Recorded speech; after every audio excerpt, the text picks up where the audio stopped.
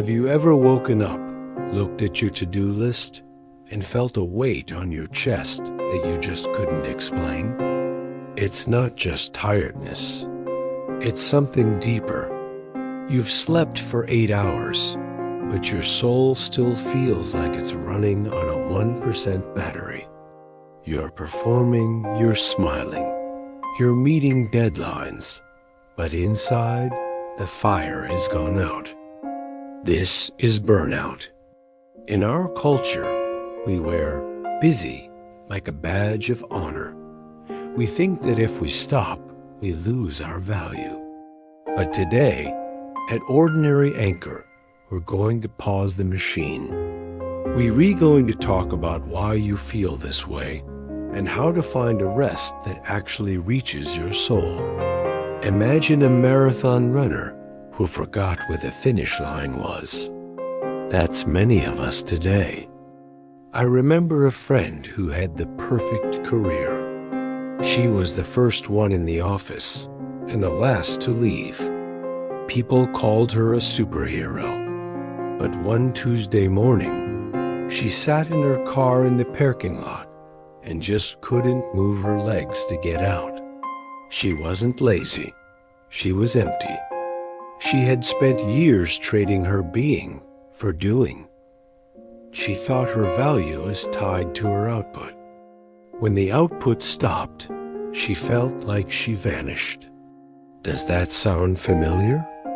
Have you reached a wall where the things you used to love now feel like a burden? Psychology tells us that burnout is more than just stress. It's a state of emotional, physical, and mental exhaustion caused by excessive and prolonged stress. Your nervous system is stuck in fight or flight mode. Your brain is constantly bathing in cortisol, telling you that you are under threat if you aren't producing.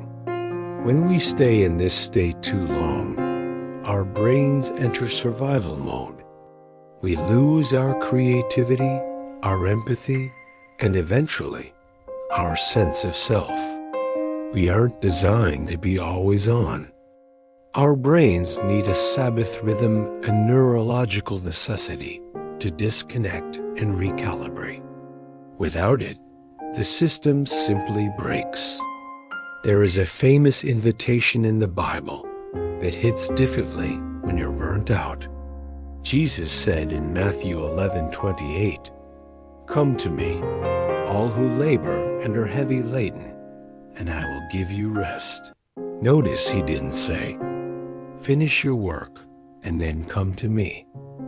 He calls us in the middle of our mess. In the original Greek, the word for rest here isn't just sleep. It's anapao. It means to refresh, to give recreation to the soul. You are God's Poiema, his handiwork. A masterpiece isn't valued by how much it produces.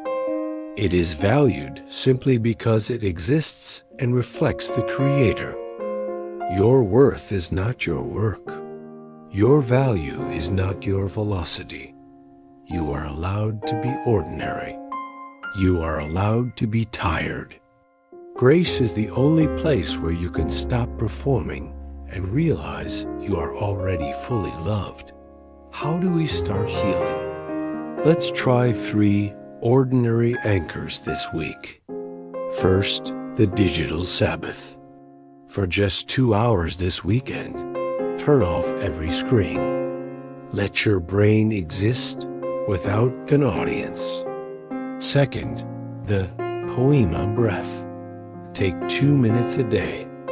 Inhale, I am his masterpiece. Exhale, I don't have to prove anything. And third, the power of no. Say no to one task that drains you, and yes to one thing that gives you joy, even if it's unproductive. You don't have to carry the world on your shoulders. It was never meant to be there. Take a breath. You are safe. You are loved. And you are anchored. Stay anchored, my friends. See you in the next quiet spot.